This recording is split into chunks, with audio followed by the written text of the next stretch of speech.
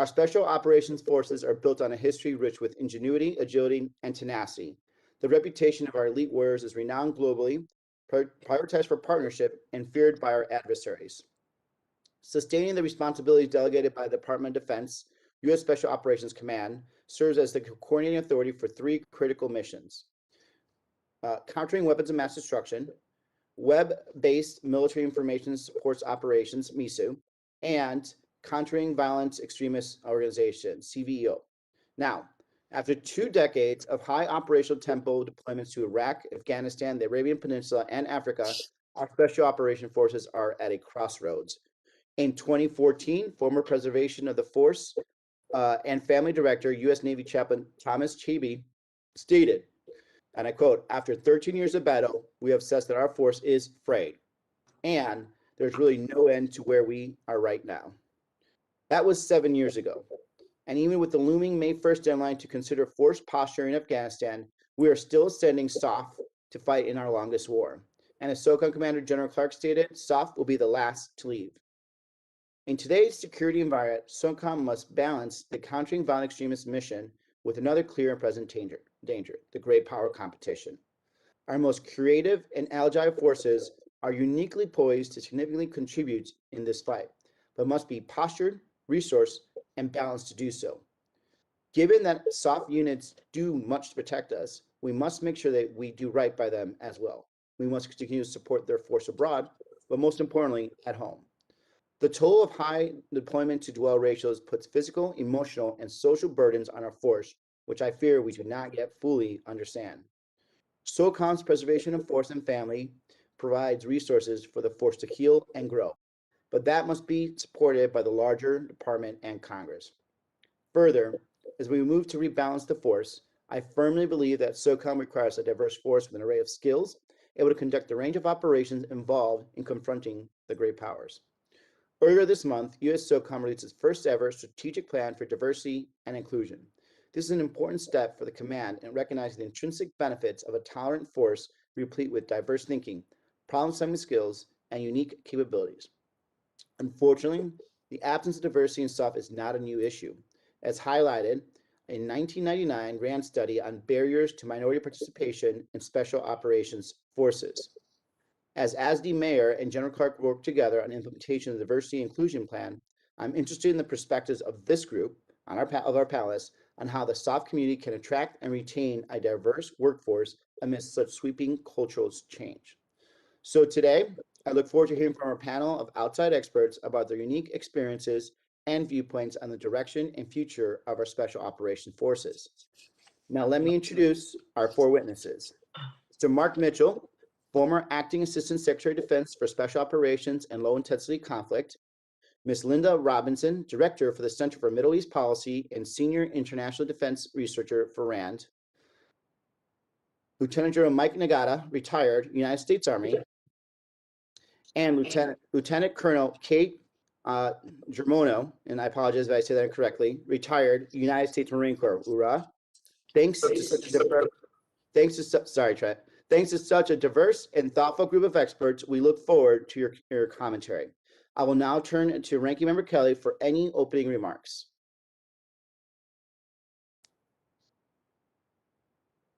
Thank you, Chairman. I'm trying to multitask here, and take your time. Just take your time. We still want some of your members, more of your members, log on too. Yeah, I was sending Austin the link. Mr. Chairman, thank you for your opening remarks today and your leadership in organizing this meeting. It's very important hearing. Today, we will hear from 4 experts across the private sector for discussion on the culture and climate of our Special Operations Forces, or also known as SOF. We have further broken this topic into 3 main buckets: the state of the force, the health of the force, and the future of the force. Indeed, there are many challenges that our special operators face today, and this subcommittee must better understand in order to conduct our oversight duties. From the integration of women into the force, to deploy and dwell ratios, to mental health, this hearing will illuminate current challenges and offer recommendations on how to make special operation forces more effective. I will focus my comments and subsequent questions on the 3rd bucket of the hearing, the future of the force. Our special operators have done a tremendous job with their counterterrorism mission over the last 20 plus years. As we continue to hear about China's malign activities and rapid military growth, we need to ensure SOF is ready for the future fight.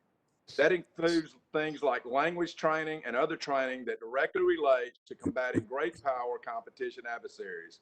Furthermore, it necessitates the proper structure and authorities to conduct the SOF mission. I will highlight two recent areas of interest from this committee. A New York Times article on March 3rd described a policy change from the Biden administration that placed greater restrictions on drone strikes and raids conducted outside conventional battlefield zones like Iraq, Afghanistan, and Syria. Previously authorized by ground commanders, these operations now require White House approval. I'm concerned about the onerous increase in approval authority for areas in which these counterterrorism tactics are vital. As testament to the effects this policy change has created on the usage of strikes and raids, AFRICOM reported 6 strikes were conducted from 1 to 19 January of this year, and to my knowledge, 0 have taken place since. Authorities can be delegated to leaders closer to the fight with specific parameters, both in breadth, duration, or tactical missions. I completely understand the need to ensure appropriate controls are in place for conducting military operations, but I worry that this policy restricts special operations' ability to conduct necessary actions in a timely manner for the counterterrorism fight. On March 3rd, members of this subcommittee sent a letter to Secretary of Defense Austin expressing our concerns about potential changes to the Assistant Secretary of Defense's role for special operations and low intensity conflict, the ASD SOLIC for short. The FY17 NDAA outlined required changes for this position. These changes were further substantiated in a memo from then Acting Secretary of Defense Chris Miller on November 18th of last year. The elevation of ASD SOLIC's role as a direct report to the Secretary of Defense is crucial to ensure that SOF has a civilian leader shaping policy and advocating on their behalf. Empowering this role with the appropriate authority is a priority of this subcommittee. I'm interested to hear our witnesses' views on the role of the ASD SOLIC, the use of raids and strikes in areas like AFRICOM, and ensuring our SOF community is prepared to fight and win in a near-peer global power conflict. I think we need to focus on diversity, both cultural and sexual, throughout to make sure that our special operators look and are able to perform the missions of the future. I want to thank our witnesses in advance for their time today. I look forward to the continued work with our private sector experts during the 117th Congress to ensure we are appropriately postured to meet and defeat the myriad of global threats. Thank you, Mr. Chairman, and I yield back. Thank you, Mr. Kelly. Do we have, I just want to make sure we have a substantial amount of your members that have logged on and that have wanted to log on too, obviously. At this time, we've got Representatives Scott, Waltz, and Franklin. Trent, what do you feel? Do you want us to wait a little longer just to let your... Good, Mr. Chairman. Say again? We're good, Mr. Chairman. You're good? Okay, great. And I now turn to, and I apologize, I just lost my notes on here. I believe we had first, was it Mr. Mitchell to speak? Shannon, is that right? That's accurate, sir. Yes, Mr. Mitchell, can you please open with your 5-minute statement? Yes, good morning, Mr. Chairman, Ranking Member Kelly, and distinguished members of the subcommittee. Thanks for the opportunity to participate in this hearing today. I want to start off by recognizing the extraordinary contributions and sacrifices of our special operations forces, especially over the last 20 years. They are without question the best in the world. Day in, day out, they carry burdens that few will ever know about, much less fully understand. And importantly, the vast majority of them carry out those difficult missions with profound humility, discipline, and integrity. And for their service, their valor, their professionalism, and the burdens borne by their families, we have much for which we can and should be grateful.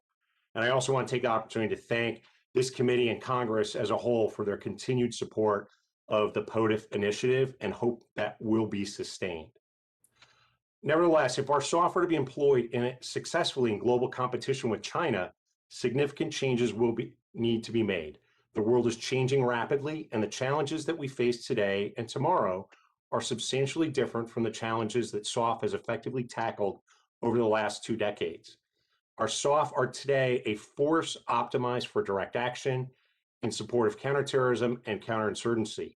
While these threats are not going away, direct action capabilities are of limited use in areas of competition short of armed conflict, where by definition, lethal military force is not authorized.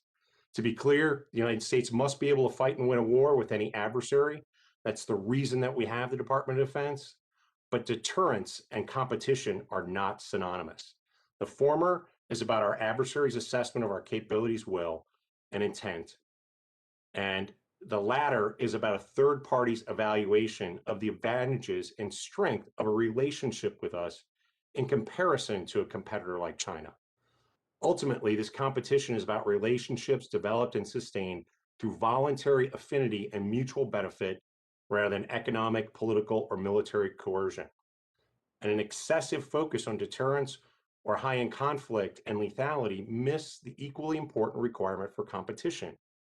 In my humble opinion, it represents a failure to understand the totality of the CCP's unrestricted warfare and a deficit of strategic thinking in the department. Irregular warfare conducted in support of broader whole of government political warfare strategy is indispensable for competition, and SOF provides an effective and extremely economical tool for it, especially when well integrated with other elements of national power. But to do so, we must better capitalize on the full potential of human capital present in these United States, and this demands changes in the structure and culture of our SOF. The leadership in the SOF enterprise, both civilian and military, must question their assumptions about missions, force structure, modernization, and concepts of operation. In simple terms, they must be as daring and creative at the strategic level as our small units are at the tactical level. The first truth, soft truth, that humans are more important than hardware.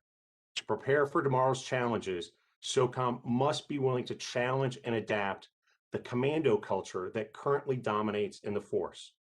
Their recently published diversity inclusion strategy is an important first step, but it's not enough. I'd also note that it was not signed by ASD Solic. So I think first and foremost, SOCOM and its components need to consider adding new military occupational specialties to ensure the right advanced technical skills are resident in the force. Secondly, they must create more and better opportunities for women to contribute, opportunities as fully fledged operators, but those which do not require them to be commandos. Thirdly, SOCOM must undertake a concerted and well-resourced effort to recruit first and second generation Americans with native language and cultural sensitivities. Our history is replete with extraordinary contributions by immigrants, and to the degree which we fail to recognize and welcome others like them with open arms, we're failing ourselves and our nation. Finally, SOCOM must recommit to an experimental force to test new organizations and employment concepts for irregular warfare. Sadly, I'm not confident these changes will happen without strong and empowered civilian control and leadership from ASD Solic. And that won't happen if ASD Solic is returned to serfdom and OSD policy, or if Secretary Austin does not empower ASD Solic. I listened yesterday with great interest to your Senate colleagues' hearing with ASD Solic, Chris Mayer, and General Clark. It was informative but troubling. I was dismayed to once again hear a SOCOM commander emphasize his status as a combatant commander while reducing ASD Solic's role to that of an advocate for SOCOM. To me, this represents a rejection of the administrative chain of command defined in Title 10. I can't for the life of me ever recall hearing the CNO stating that a key role for the Secretary of the Navy is to be an advocate. An advocate's many things, a backer, a booster, a champion, but that's a fundamentally different relationship. In fact, an inverted relationship from the concept of a chain of command, even an administrative one. Mere advocacy is a cheap and ineffective substitute for authority, direction, and control, especially regarding the strategy for the future of this vital national capability. When it comes to the legislation passed and signed into law regarding civilian control and oversight, accept no substitutes. Insist on full implementation, and please do not accept anything less. Thank you, Mr. Chairman.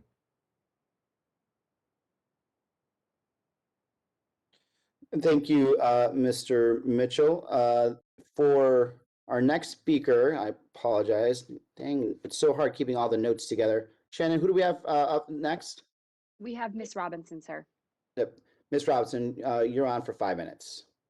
Thank you, Chairman Gallego, Ranking Member Kelly, and members. Thank you for the opportunity to share my views on the state of Special Operations Forces. I'm honored to be here with friends and colleagues. I've devoted much of the last 21 years to research and analysis on this topic, including years of field work with SOF on 5 continents, in Afghanistan, Iraq, Syria, the Philippines, Latin America, and Europe. I've served in government as chair of the Army War College Board and on the National Defense University Board to advise on professional military education and leader development. I will summarize briefly my written statement for the record. Special Operations Forces are unique, valuable, and a scarce asset for the nation's security. It is vital, given their small numbers, to think carefully about their development and employment. We are at an inflection point as the strategic environment has changed. Efforts to rebalance the force for new missions and reset from 20 years of intensive counterterrorism are ongoing. Systemic issues require urgent attention, primary among them the need to expand diversity and inclusion. Strengthening civilian oversight, as Congress has mandated, can help with all of these issues. To ensure the health of the force and the highest ethical culture, it is imperative to meet the deployment to dwell ratio as soon as possible, and to address all incidents of misconduct and criminal behavior in accordance with the Uniform Code of Military Justice. 15 months ago, SOCOM Commander General Clark issued a comprehensive review. The review found that the high operational tempo was responsible for some of these failings, and attributed them in part to a culture that emphasized deployment and operational prowess. As I recommended in a 2013 report, SOCOM itself must prioritize institutional over operational matters.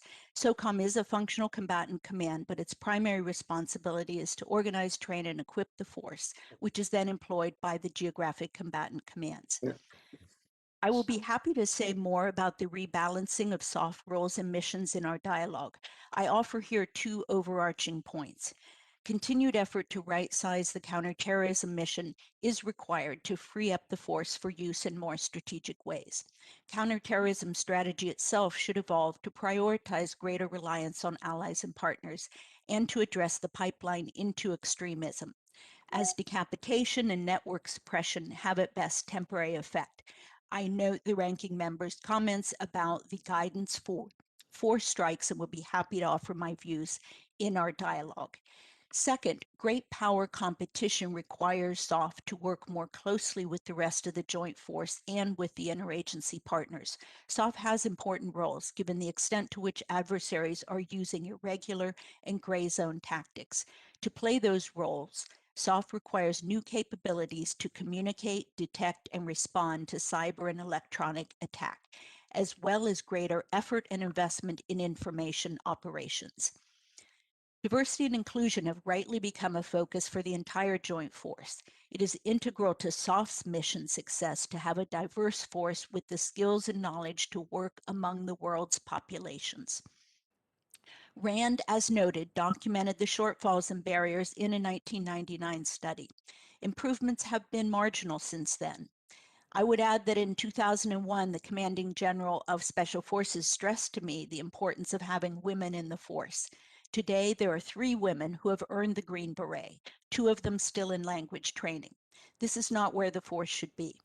Women have been selected and promoted in Air Force Special Operations, in psychological operations, and civil affairs. But significant barriers and cultural resistance remain. A 2016 study found that 85% of special operators surveyed were opposed to letting women into their specialties, and 71% opposed having women in their units. I would be happy to offer my thoughts about remedial measures for recruitment, selection, and promotion. I note that U.S. Special Operations Command issued a plan in March, and I would urge that the command develop specific metrics and targets for progress and for promotions to be tied to performance in meeting them. I would like to finish by addressing the issue of civilian oversight, which Congress again strengthened in the latest NDAA in Section 901. In order to enable the Assistant Secretary of Defense to perform its statutory roles, overseeing both policy and resources. This is an important step to ensure civilian control over the force and the complex issues it involves. The legislation requires a direct report status for the Assistant Secretary to the Secretary of Defense for the purpose of fulfilling the service-like roles. That has now been done. It is not enough for SOLIC to be, quote, in the room. With the Secretary's support, SOLIC should ensure SOF requirements are identified and met. Regarding the statutory role for oversight of policy, which includes formulation of strategy for the employment of the force, this needs to be closely orchestrated with the Undersecretary of Defense for Policy, in my view, precisely because more than ever, SOF needs to work as part of the whole. Thank you very much. I welcome your questions. Thank you, Ms. Robinson. And now I'd like to turn to Mr. Nagata. Thank you, Mr. Chairman. Good morning to all of you. I'm honored to participate in today's hearing. My remarks today predictably are based on my more than 3 decades of service in Special Operations Forces.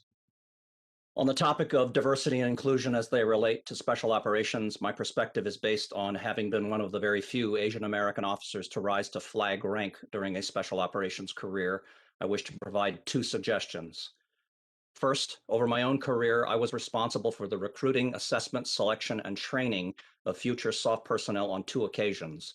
Once as the commander of the Army's Special Forces Qualification Course, and second as a commander of a special mission unit.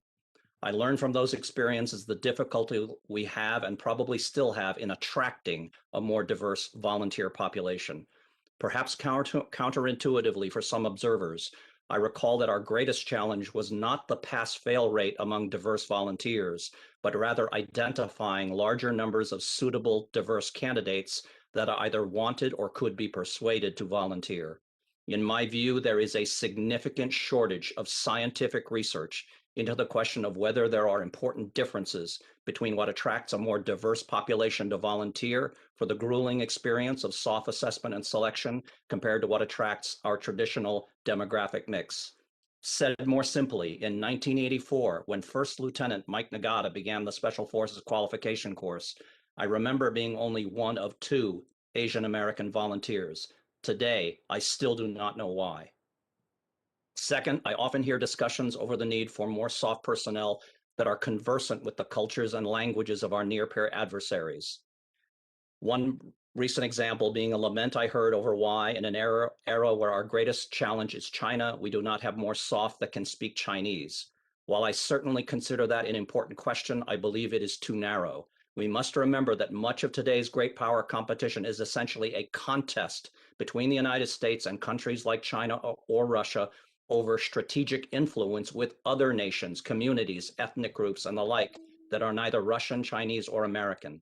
In such cases, SOF's success will have less to do with understanding Russian, Chinese, or any other near-peer competitor's culture or language, and far more to do with SOF's ability to have deep understanding and language compatibility with African, Middle Eastern, South Asian, Pacific Island and Archipelago, or European and even Western Hemisphere cultures and countries that we are today competing to preserve or strengthen our influence with against our foes. Regarding the health of SOF, I wish to emphasize 2 related realities. First, SOF's well-being and durability requires a constant balancing act between antagonistic impulses. Said differently, the maintenance of the health of this force is a lot like trying to balance an egg on one end.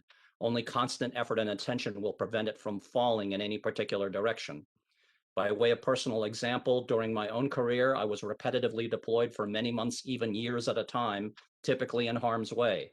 The strain on me personally, and just as importantly, the strain this created for my family has left scars that I still live with. But on the other hand, I and thousands like me volunteered for SOF and remained for a career in SOF because I yearned to do these very things. The strains and stresses of those missions not only made me stronger, better, and more effective than I could have ever been otherwise, they created friendships and outlooks that have enriched and continue to enrich every day of my life. Do I regret the costs and damage that my long absences created? Yes, I do. But if I could turn back the hands of time and could significantly alter my trajectory, would I? Paradoxically, the answer is mostly no. And I might have decided to pursue a different career path if that trajectory had been different. Second, there is an important problem that undermines the search for ways to ensure the health of SOF. It may surprise you, but here also is a profound absence of real empirical long-term research on what the effects of deployments, prolonged combat, exposure to blast and trauma, family separation, and so on are for SOF. I know many would argue there is substantial research on all these topics for the US military broadly, but I believe almost none of that is specific to the experience of SOF and therefore cannot take into account the very different aspects of SOF culture, the nature of our deployments and operating environments, and the consequences of physical and psychological stresses amidst these differences. If I am correct on this assertion, then we are probably today in a classic logic trap, that one cannot solve a problem if one is unable to understand that problem. Finally, on the future of SOF, I frequently hear in Washington, D.C. these days how SOF must, quote, pivot, unquote, away from counterterrorism in the interest of doing more in the arena of great power competition. I understand the impulse that drives such assertions, but I think they are at best misleading and at worst possibly wrong. The main reason is because we are witnessing a growing convergence between our near-peer adversaries and organizations that can be characterized as terrorist or extremist, or at least non-state but increasingly powerful and militarily capable actors. I will give you one example. A few years ago in the Ukraine and Crimea, Russian ethnic separatists demonstrated the ability to employ first world military and intelligence technology, sophisticated air defense systems, and highly effective cyber operations in cooperation and in concert with the Russian government's efforts, including the little green men who we all know today were Russian military forces. Proxy warfare is as old as mankind because it has always been convenient for nations or kingdoms to have someone else do their bleeding and dying for them. In today's world of rapidly advancing technologies, whose costs are falling so quickly that anyone with a credit card may have them, the attractiveness of such non-state or terrorist actors as proxy tools is proving irresistible. Consequently, America should expect that challenging a near-peer competitor will also bring us into confrontations with those proxies, including terrorists and extremists, that will again require many of the skills that SOF developed in the counterterrorism arena.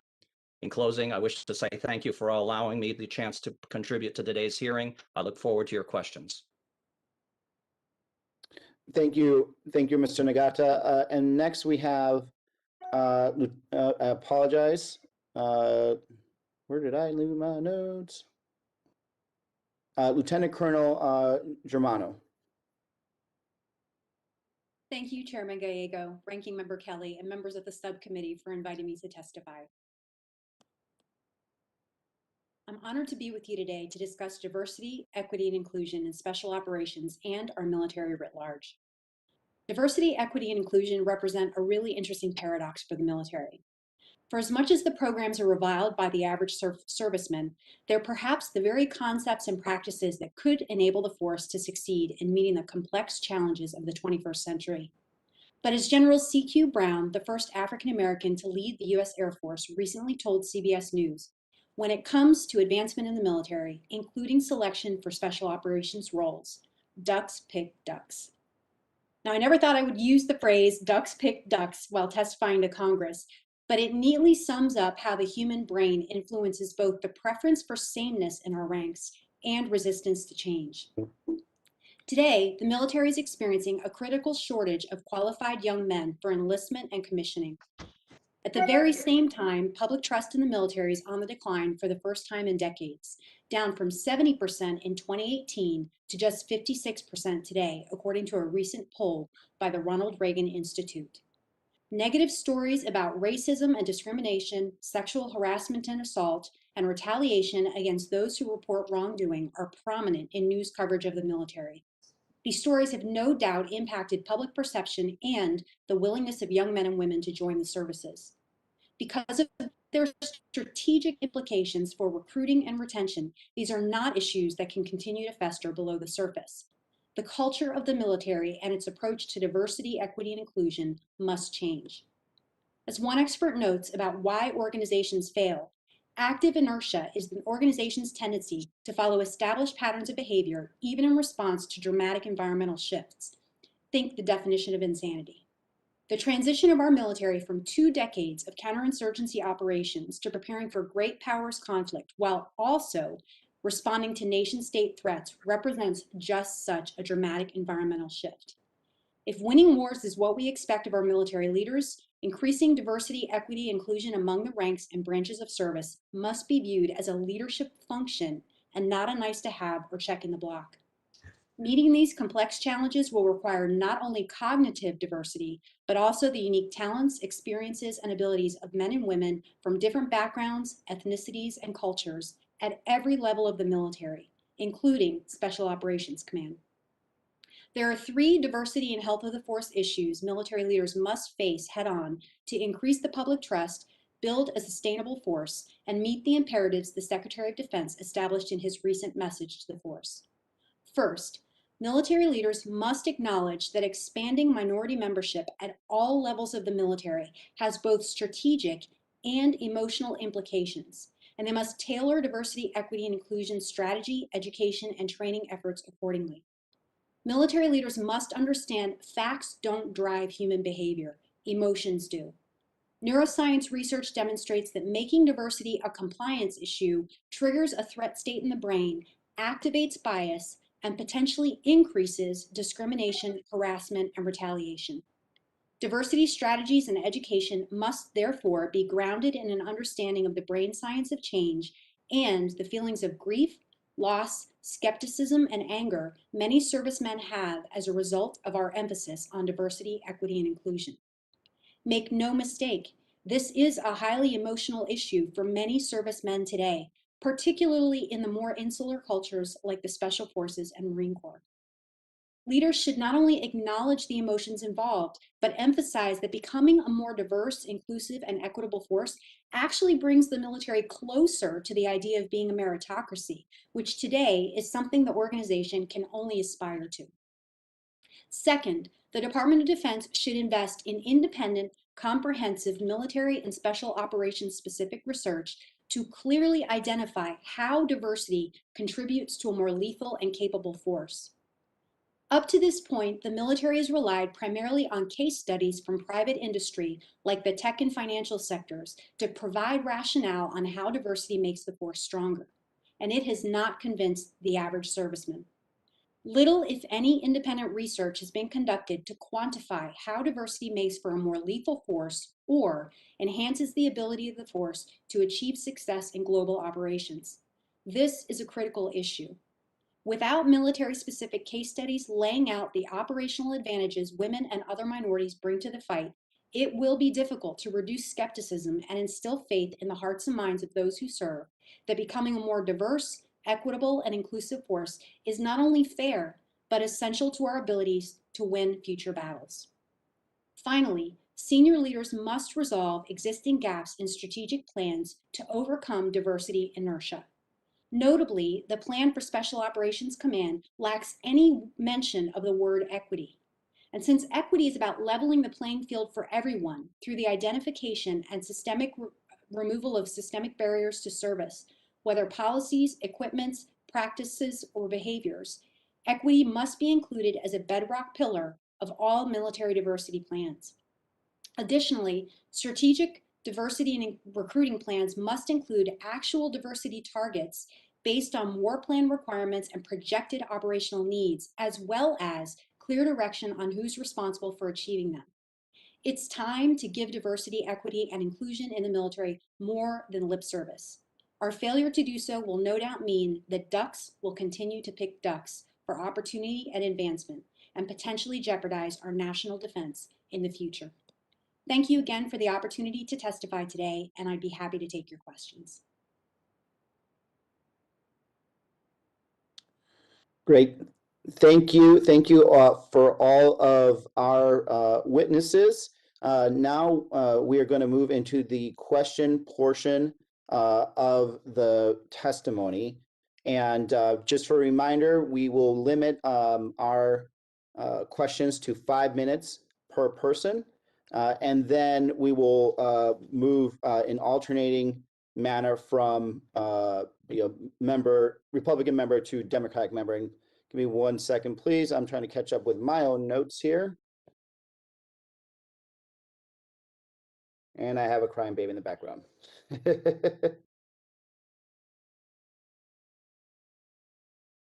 Okay, where are we here?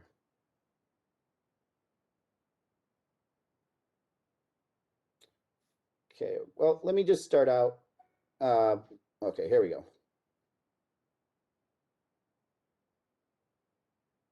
Perfect. Okay, start with Mr. Mitchell. Mr. Mitchell, given your former position as ASD SOLIC, in what ways can civilian oversight positively impact the future of Special Operation Forces? Thank you, Mr. Chairman. I think the first of all, resourcing is the number one area that it can positively impact it. But I think also it goes to strategy. And as I noted in my opening remarks, the strategy that was signed on diversity and inclusion did not include ASD SOLIC. And there are a number of other areas that belong in civilian control. I would note also yesterday that Joan Clark, when he was asked about some of the changes that he had made and what his priorities were, he said more ISR and lethality. And I felt like, okay, I don't necessarily know that that is the right, I would differ with him on whether that's the right answer moving forward for SOLIC. So I think that control over the resources is an important part of that civilian leadership.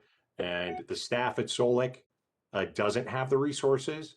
The Secretary for Special Operations is about 40 people, whereas SOCOM has about 2,000 people on its staff. It's just a huge mismatch. Thank you. Thank you, Mr. Mitchell.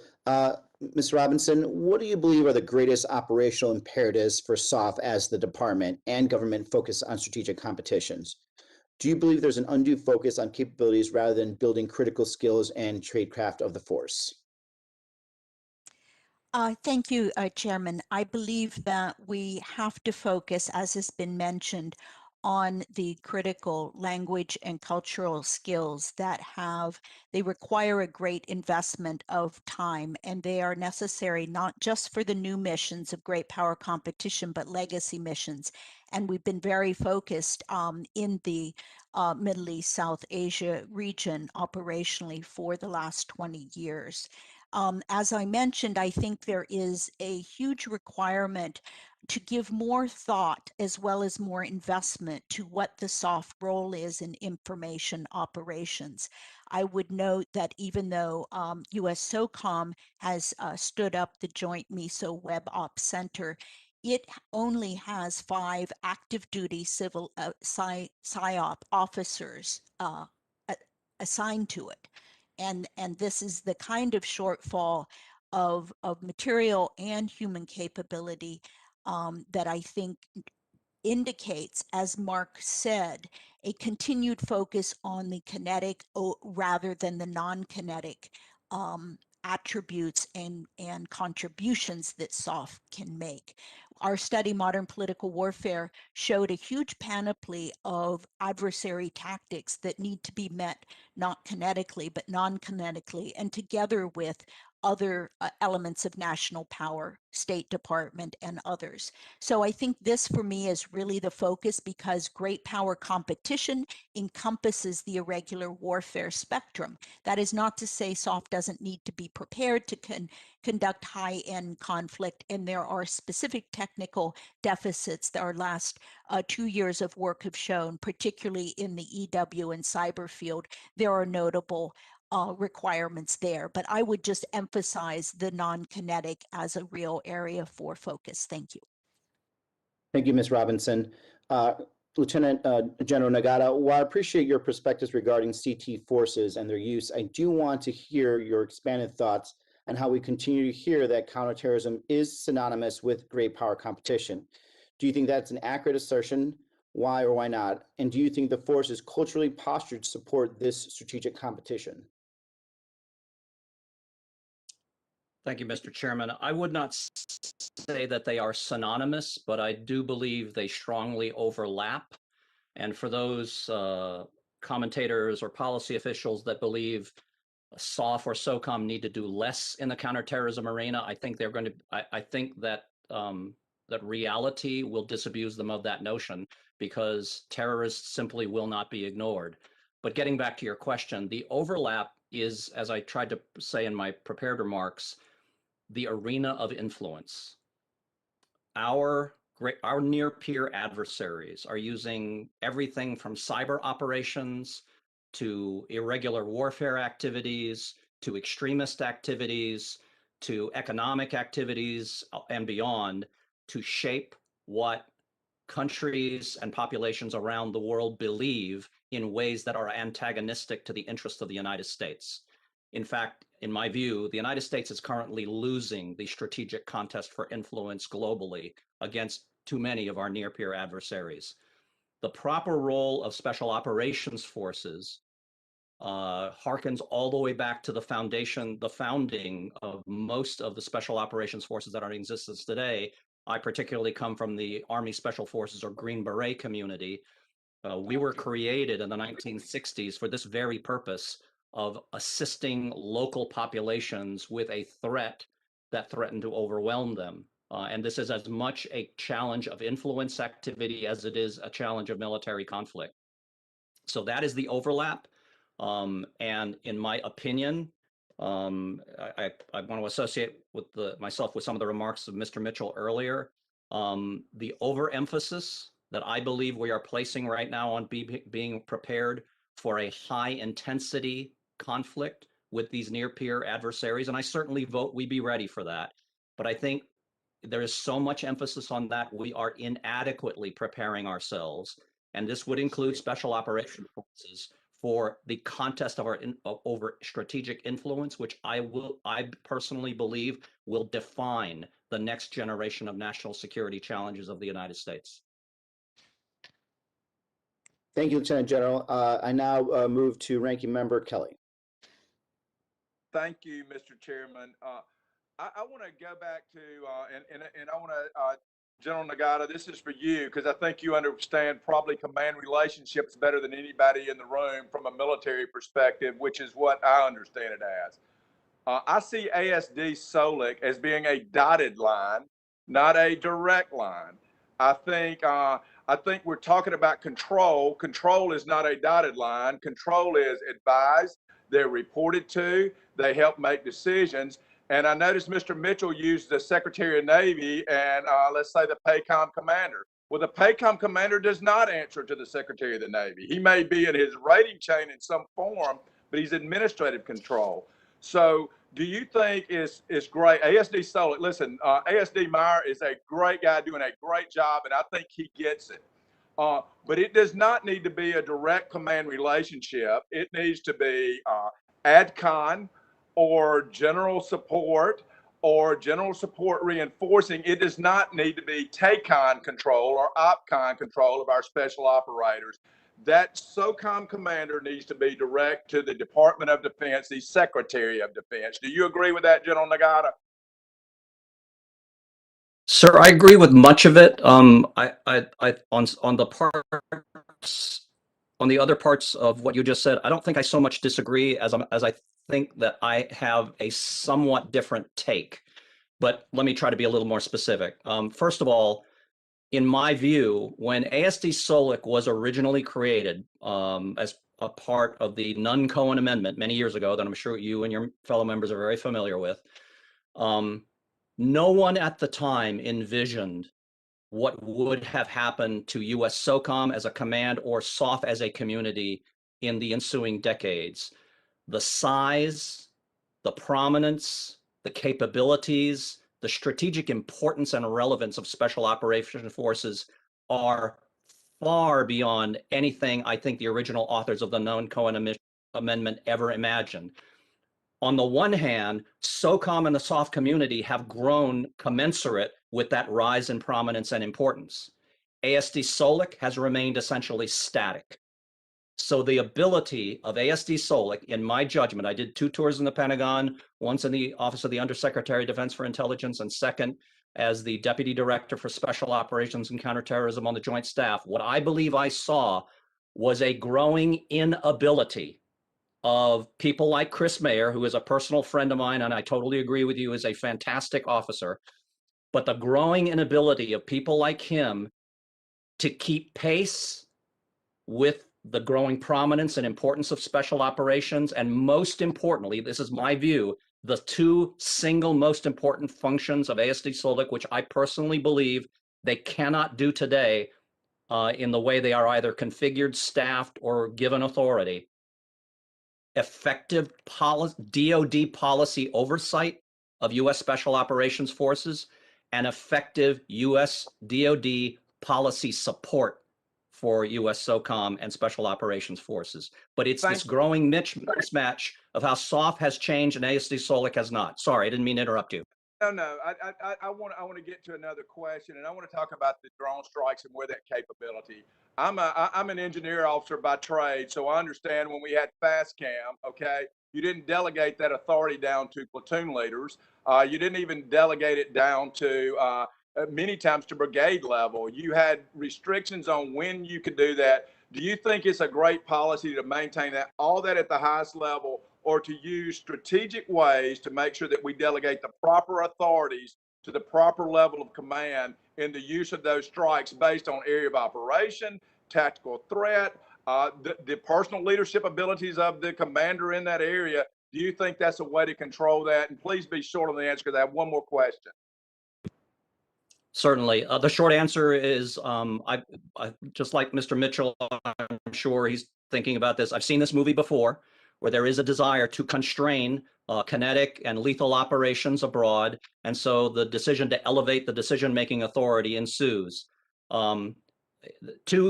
Actually, 3 things, in my judgment, always flow from this. Number one, the policymaker ends up being disappointing because what the combatant commands that are trying to chase these dangerous targets will do is simply go find more intelligence to justify the operation, and inevitably it will be conducted anyways.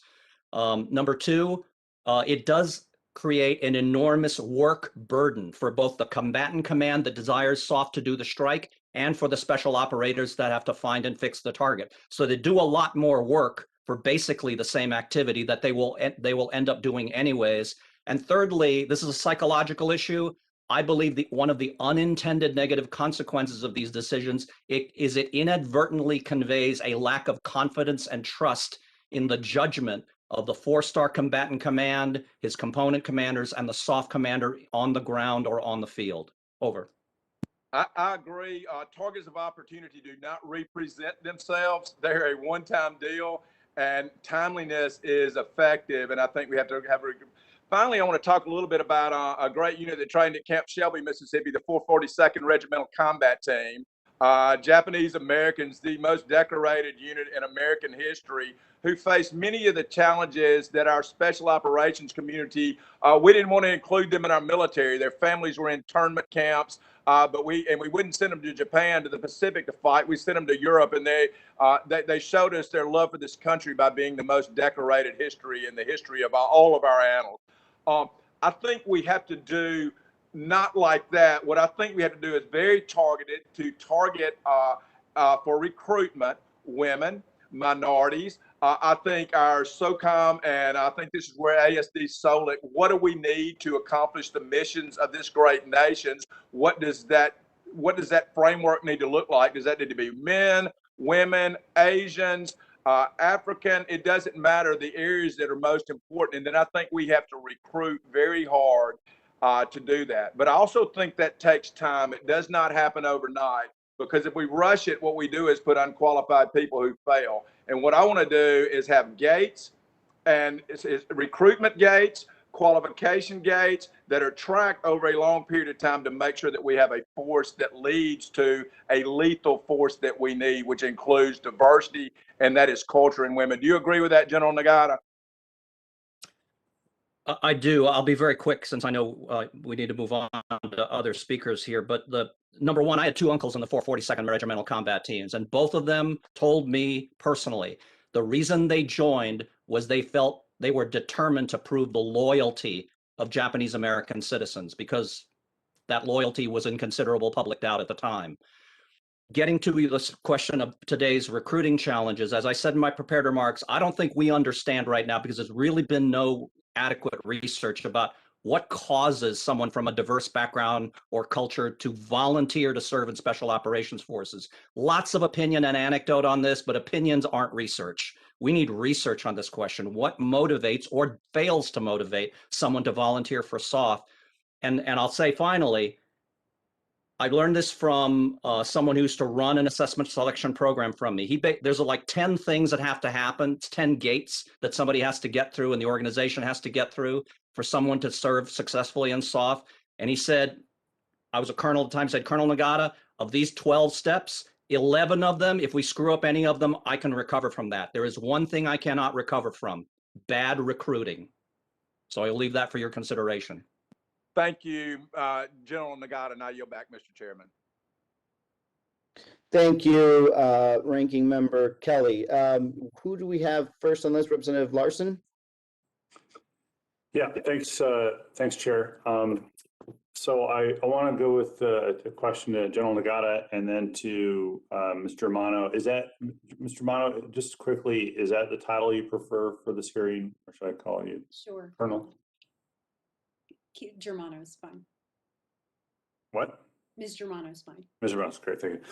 So General Nagata, back to the ranking member's question about not wanting to recruit too quickly or change too quickly. I agree. So why didn't we start in 1984 when you yourself recognized you were one of two Asian Americans, and we could have had a 37-year runway to fix this problem? And now, do we have to wait another 37 years because we recognize it as a problem again?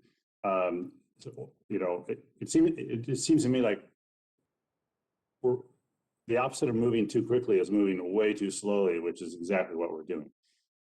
And can you, General, in 2 sentences, tell me why not in 1984? In 1984, SOF was declining. In fact, when I reported in for the qualification course, I was warned that I was joining a special forces community that was going to be disbanded by the Department of Defense. So I don't think anybody cared, frankly. Okay, so kind of somewhat unique. So let me move now to 2021, Mr. Romano, and refer back to General Nagata's point about a really good one. We have opinion, we have thoughts, we don't have the research to identify necessarily why we can't get a more diverse force or what. So what do you know? What can you help us understand? What are the first steps we need to take to move towards that? Well, thank you for the question, Representative. I think first and foremost, I have 2 tours on duty with recruiters, once on the executive operations officer side, and then on the other tour, I was actually in charge of one of the largest recruiting stations in the nation. And so I know firsthand what it takes for these Marines to go out and find young kids who not only have the propensity to join, but who believe there is a place for them in the service. And I think one of the problems that we experience in recruiting is that on the officer side, we tend to track diversity much more closely. When officer recruiting missions are assigned on a monthly basis, they're actually broken out by gender and they're actually broken out by racial categories. On the enlisted side, while we track that data in terms of when people join the service and that data gets computed into the system, we don't actually have missions that are actually broken out by diversity. So there's a big challenge in saying, well, we need to increase the diversity of the force for innovation and agility and other reasons, and yet we don't have any mechanisms to hold people accountable for making that happen. So I really think that that is part of the broader problem when it comes to this issue of increasing diversity in the force. And then the other part is, part of the reason that we don't see larger numbers of diverse kids being recruited is partly because of the makeup of the force that we have now. if the force is predominantly white and male, we're going to see a lag in other groups joining the service because kids look at the recruiter and they're like, well, I don't know if there's a place for me. So I would say it's compounded by not only what the kids read in the media, it's compounded by what the force looks like today, and then it's also compounded by the fact that we don't track who's coming in and they're not missioned. Okay, Mr. Chair, I don't see a clock anywhere, and I don't know how much time I have left. Do you have an estimate of my time, Mr. Chair? Shannon?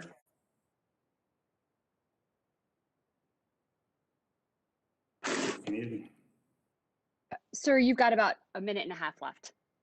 Okay, great, thanks. My next question is for Mr. Mitchell, and this gets into this actually relates to diversity and recruitment. It has, and Ms. Robinson addressed this a little bit. It has to do with the structure of soft forces, the teams that we put together, and I know you have some ideas about how the nature, the composition of those teams should change in order to address some of these issues about new capabilities. And I wrote down a term, and I don't know if SOF is guilty of this, but I wrote down capability lock. But they're locked in their current set of capabilities and not able to make changes organizationally to add additional capabilities. I'm wondering if you could kind of relate those two issues. Yes, sir. Thanks for that question. I would associate myself with my good friend, General Legata on this, is that there is a static approach to it. And I think, all bureaucracies kind of have a hard time changing. And as I mentioned in my opening remarks, US SOCOM, General Thomas had committed to an experimental force that was quietly shelved by General Clark. And I think a rigorous experimentation looking at not only new technologies, but new personnel skills, or the 21st century economy has created all kinds of new skills. And I think it's important for us to bring in people with new skills and figure out how we incorporate them on the battlefield. And it's not simply enough to say, well, we've got some people here at headquarters that we can reach back. We need to be able to put these people at the tactical edge out there on the missions. And we're not going to get there unless we do that fundamental reassessment of our missions and what we expect of our force and are willing to take creative risks. And we can do that with an experimentation force. That's probably my minute. That's probably my minute and a half. I would just probably note if we were able to do that, we might be able to broaden the attractiveness in recruitment. Thank you. Thank you, Mr. Chair. Thank you, Representative Larson. Now we'll move to Representative Scott. Thank you, Mr. Chairman. And I just want to mention this first and foremost. I mean, all of us that are members are responsible for making recommendations to the academy. Graduating class of the academies, that's probably what the leadership is going to look like in the military within the next 20 years. And so interested in any comments on how we get more minority participation at the academy level, because candidly, that's where the leadership's going to come from for the most part. I know General Nagata, you went to Georgia State, which is in my home state, great school. But I have several people that are of Indian heritage and Asian heritage, but I have very little minority participation when it comes to requesting a slot into the academy. So any thought on that particular issue and how we fix that, because that's what our force structure is going to look like in the future at the command level. General Nagata, you want to take that? Yes, sir. Thank you. I completely agree that there needs to be more emphasis on all three of the forms of commissioning. So that would be the military academies, ROTC, and then every service has its own version of what I went through. I went to officer candidate school. It's the smallest producer of commissioned officers in the Army, but it's still significant. So all three need greater emphasis, but the nature of the emphasis is what matters. People will chase what they believe has an incentive that they want. And that's just not that. I'm not just talking about the recruits themselves. I'm talking about the mechanism that Kate Germano used to serve within, the mechanisms the services have to identify and recruit more diverse populations. When's the last time, I'm asking this rhetorically, when's the last time a recruiting official inside the Department of Defense was promoted because they successfully recruited a more diverse population? And when was the last time somebody was not promoted because they failed to recruit a more diverse population? That's only one example of the incentives I'm talking about, but people will do what they believe is in their best interest. If more people in DoD believe it's in their best interest to recruit more and bring in more diverse officers or enlisted personnel, it will absolutely happen. Right now, that's not the case. Well, I guess my follow-up would be, I can't nominate somebody that doesn't apply for the nomination. And that's where, I mean, even when we've gone to principals and said, hey, I need minorities who are good athletes, who have A's, and we've got scholarships for them. And to be candid with you, the people in the school system just freeze up, and there's nothing. If you're targeting someone to help them, that's different than targeting somebody to hurt them. And we've just got to be able to have some more candid conversation, I think, around these issues in the public if we're going to get there. So for Mark Mitchell, Sir, can I offer? Yes, sir. I'll be very brief. I'm going to repeat something I said in my prepared remarks. I think if you go looking for how much actual research there is on why or why not diverse candidates apply for military service, I think you will be as shocked as I was how little actual research there is. This topic is loaded with personal opinion, but that's not the same thing as research. That's right. That's right. So, Mr. Mitchell, in your testimony, you suggest adding new military occupational specialties to ensure the right technical skills are resident in the SOF forces.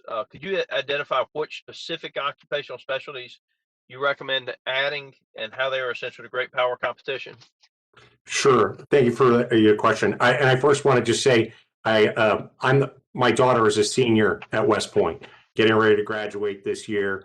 And I think the opportunities come, maybe think about going around the schools and going directly to the communities and the diasporas and making a pitch to them. On the issue of the soft skills, I don't have a list, but I know there are things like artificial intelligence and machine learning that are important in the environment today. And it's not sufficient to take somebody who's not been through a rigorous assessment, selection, and training and to bolt them on to a team, because I think that adds undue risk. So I would look for USSOCOM and its components to create technical specialties for these operators. Again, whether it's cyber, a soft cyber operator who can be at the edge of the battlefield, and it's not an additional duty on top of his weapons training and Army Special Forces or something else. That somebody who's specifically trained to do those kind of technical skills at the edge of the battlefield. Thank you, Mr. Scott. Thank you, Chairman. No problem. Next question. Next round of question goes to Representative Keating.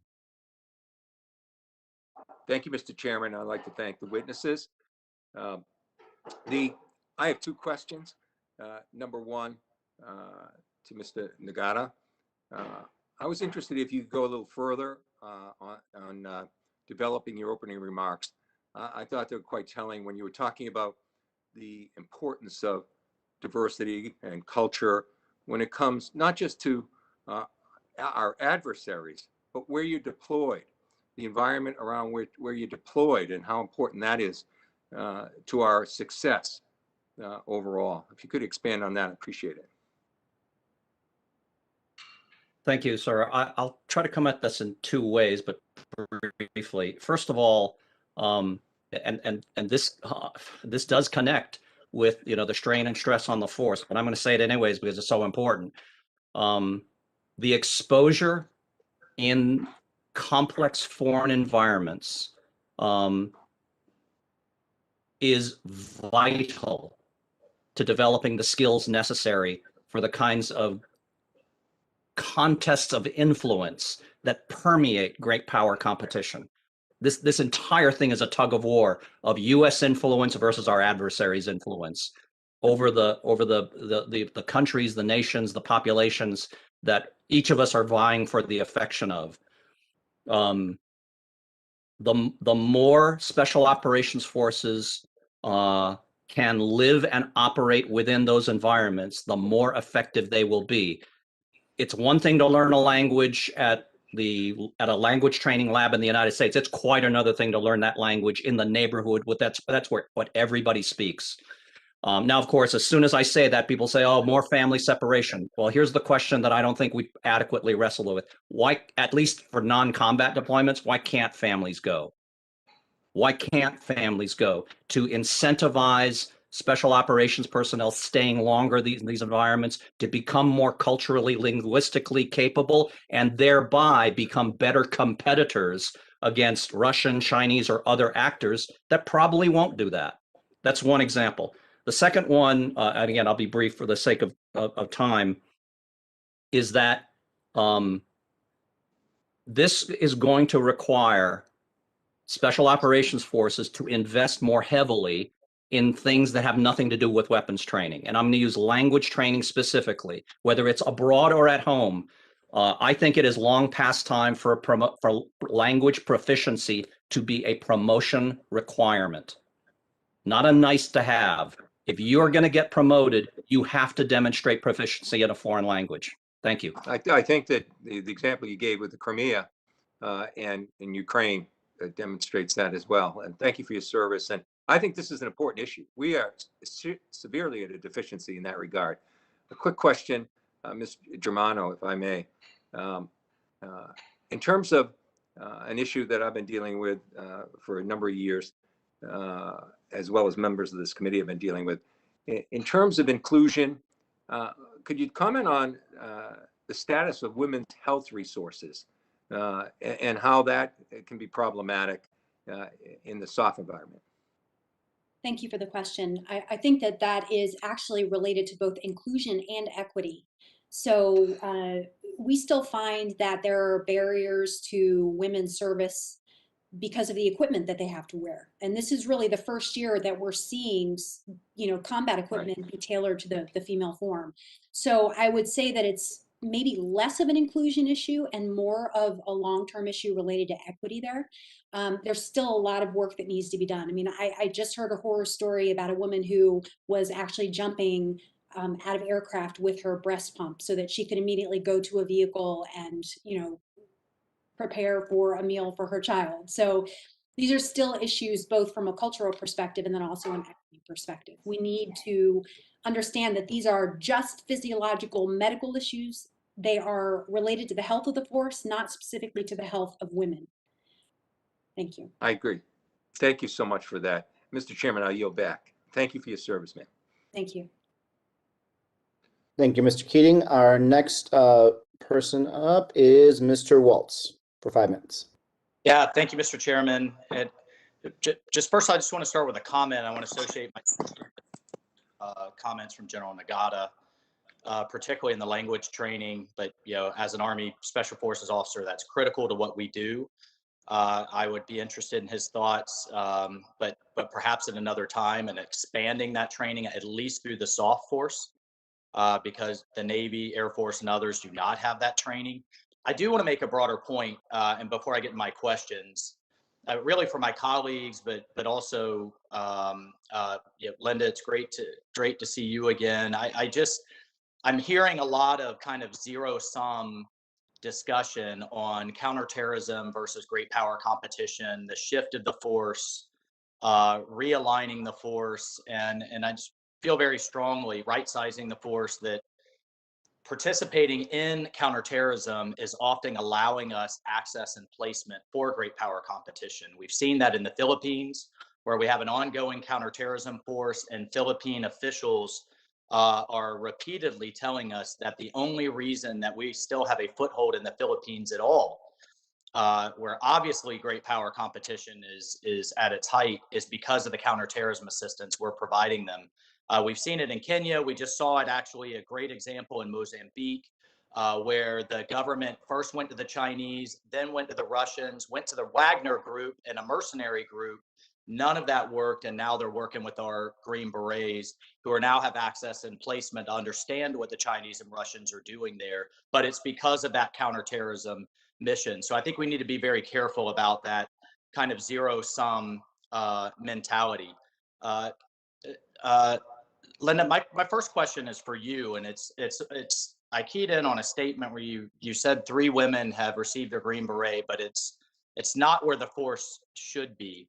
So my first question, do you agree with the Army's move towards gender neutral physical standards, where they, I think, I mean, I'll just tell you where I am, very rightly said that to be a Green Beret or a Ranger or infantryman requires a different level of physicality than to be a supply clerk or to be a pilot or to be a cyber warrior, and did away with gender standards, male and female, and made it more tailored towards the standards that the job required. And I'll tell you from my perspective, for me, this discussion is about standards, not gender, race, religion, or creed, because that's what combat requires. I pushed for female engagement teams because there was a need on the battlefield. I pushed, actually just passed legislation helping with maternity uniforms. I think that was just discussed, but my concern is that on the one hand, we make all of these areas accessible, and I think that's absolutely right. But then a few years later, we start questioning, well, why do we only have certain numbers in the force? So one, do you agree with the gender neutral standard physicality? And then my next question is, how many women have applied through the Special Forces course? Thank you very much, Mike. Representative Waltz. It's great to see you, and I appreciate the question. And I do believe gender neutral standards are important, and standards need to be high because that is the essence of what Special Operations Forces require. But it is, and people have mentioned the 1999 RAND study, which I did not participate in, but it is notable that there were a number of barriers identified regarding test scores, swimming requirements, and lack of role models. And I think there are a lot of subtle barriers that remain that can be addressed without lowering standards, which was one of the concerns expressed by those in the 2016 study, as well as effect on unit cohesion. But I think training and socialization to prepare candidates to be successful can help more candidates meet those standards. And then there are, yes. So you disagree with the decision then that the Army just made, where they're now reversing course and going back to male and female physical standards. And one of the reasons was because they said, well, in the combat arms, obviously that affects your ability to promote and your ability to rise and your ability to have access. And now they're getting a lot of pressure that having one standard is now discriminatory. So it seems to me where some groups are talking out of both sides of their mouth here. On the one hand, allow full access and the standards matter. They shouldn't be lowered. We shouldn't have tokenism. But when we don't have a certain number to get through, then we're having to, there's a lot of pressure on the Army to now reverse course, and they've actually just made the decision to reverse course. So now we're going to have male and female standards for the infantry, for special forces, for artillery. And last I checked, that's not, there's not, the enemy's bullets don't care. Carrying that guy to the helicopter doesn't care. The artillery round doesn't care. It's a standard. So do you agree with that move then? We have to cut that short. If you want to do a yes, no answer or a maybe. Yes, and I'd be happy to follow up. Thank you. We'll also conduct a second round of questions for those members that have further questions. Great, thanks. Thank you, Mr. Waltz. I appreciate it. Next, we are turning this over to Representative Vice Chair, I should say, Stephanie Murphy. Thank you, Mr. Chairman, and thank you to our witnesses today. I wanted to kind of pull the thread a little bit on what General Nagata said, around the idea that a lot of the conflict is in gray zone, and even looking at what SOCOM has done in setting up info ops, sort of a fusion center for that, and doing more or elevating those capabilities. I used to work in OSD policy in SOLIC, SOCT, and then I was out at the Pacific Command in the J3. And at that time, there was this sort of distinction between white SOF and black SOF. And white SOF tends to have the skill set that we're talking about in the info ops space, in that kind of, it's our MISOs, it's our folks who are trained that way. But back in the early 2000s, there was quite a bit of discrimination, maybe, or prejudice that white SOF wasn't really SOF. One, can you talk to me a bit about whether that culture has changed around that? And if it hasn't, does it impact your ability to grow that capability? And what impacts, and how can we change that cultural lens in order to encourage recruitment and retainment in that area? Thank you very much. This is such an enormous topic, but I will try to be brief. A little unusually, if you take my career in special operations, cut it literally in half of my time was in, I actually don't like these terms, but I'll use them, black SOF, the other in white SOF. But so I've seen it from both sides. I would argue that right after 9/11, not just special operations, but the whole US military's obvious priority was capturing and killing terrorists. We then learned over time that capturing and killing terrorists is great if we're trying to save people's lives, but it actually doesn't do a thing to reduce the volume of terrorism that we're having to deal with. And so over time, I watched the SOF community suddenly start remembering, oh yeah, these other skills we have in psychological operations, in information operations, in local capacity building, in being better at interacting with other departments and agencies of the US government, like USAID, like State Department, the intelligence community, those are just as important as our ability to kill or capture terrorists. So, reminds me of what Churchill said about Americans: we'll always do the right thing after we exhaust every other alternative.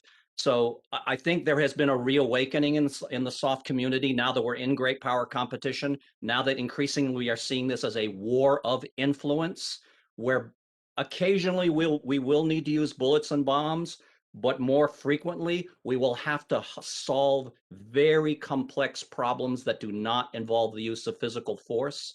So things like the Web Ops Center, things like our psychological operations organizations, other things that we can train our SOF operators on will become increasingly important that have nothing to do with using physical force. But frankly, is there still a tug of war between the kinetic and non-kinetic sides of SOF? Sure there is. And perhaps there always will be, but the bias clearly needs to be on anything that helps us engage in a war of influence. And so to follow on to that, if a lot of the way in which you can drive the department and the services into making certain missions a priority is through appropriations and resources, do you feel like the allocation of resources is appropriate for the direction in which the special ops should be going in? No, I'll give you two reasons why. One is an example. Now, this is specific to counterterrorism, but it's pretty much true for everything. My last position, I was the director of strategy at the National Counterterrorism Center. I did an annual review of what we euphemistically called the Counterterrorism Budget of the United States. There really is no such thing, as I'm sure you're aware, but we did the best we could at analyzing where money went when it came to counterterrorism. I doubt you will be surprised to know that well over 90% of all annual appropriations for counterterrorism activities go towards the use of physical force against terrorists, and 1% or less goes to anything that might relate to non-kinetic approaches to counterterrorism. Now, that's not the same thing as great power competition, but I'll bet any empirical analysis of where money is going for great power competition would probably show you a very similar disproportionate distribution. Finally, so long as documents, very important documents like the National Defense Strategy, and just rhetoric coming out of US government and DoD policymakers emphasize words like get more lethal. They are inadvertently undermining Please wrap up, investments Mr. Nagata. things that don't involve bombs and bullets. Thank you, Representative General. Murphy. Yeah. Thank you, Representative Murphy. Now we're moving on to Representative Franklin. Well, thank you, Mr. Chairman, and thank you. I really appreciate the testimony of the witnesses this morning. As a new member to the committee, this is really helping me expand my understanding, particularly around the area of ASD SOLIC. And I guess my first question would be for Mr. Mitchell regarding ASD SOLIC. Since you have held this role, what should this committee be considering in the form of oversight regarding the structures and authorities for that role going forward? You've talked about this a little bit, but I'd love for you to expand on that a little bit more.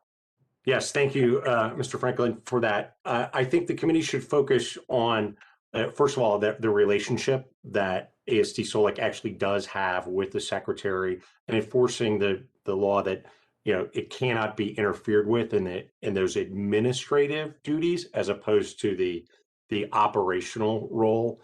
And I think the other piece is the resourcing of ASD SOLIC. As I mentioned earlier, they've only got a staff of about 40. They're growing it, but over time they need to add the specialists that can help them address all of the core civilian functions that they deal with, and that's acquisition, auditing, the comptroller, information management, the inspector general, ledge affairs, public affairs, research and development.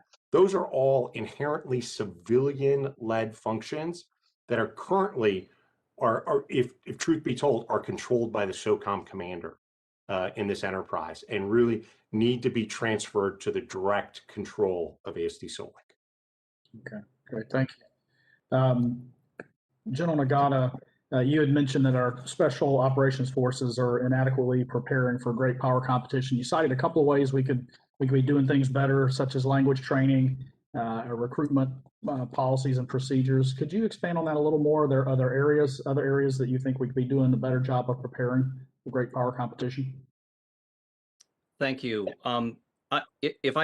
I did not intend to convey that SOF is unprepared. I do think it could be better prepared. Part of this is inhibited by what I've already talked about. There's so much emphasis on getting ready for a high-end conflict in the Department of Defense that it inadvertently reduces the incentive for SOCOM and Special Operations Forces to either sustain or increase their investments in non-kinetic solutions, capacity building, things that don't involve direct combat, because the